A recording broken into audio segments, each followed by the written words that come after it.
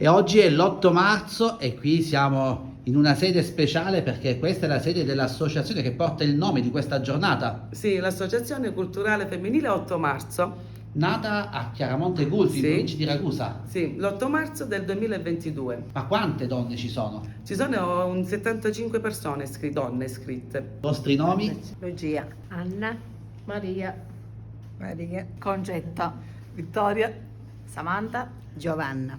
Tutti avete in mano la mimosa, simbolo di questa giornata, ma Katia, cosa significa per te, cosa significa per voi la giornata dell'8 marzo? L'8 marzo per noi significa una giornata dedicata alla donna, ma non solo, perché le giornate dedicate alle donne sono tutti i giorni. Allora, l'8 marzo è una giornata anche riflessiva, no? Noi riflettiamo su quello che è accaduto, su quello che noi potremmo anche cambiare perché noi donne possiamo. E quello che io vorrei dire, non abbattersi mai, no? Lottare per quello che si vuole, essere libere. Lanciamo un saluto a tutti gli amici di Bella Sicilia, fateci sapere da dove ci state seguendo in questa giornata speciale e noi vi salutiamo da Chiaramonte Gulfi. Allora ciao, ciao, e ancora tantissimi auguri alle donne che ci stanno seguendo in questa bellissima giornata.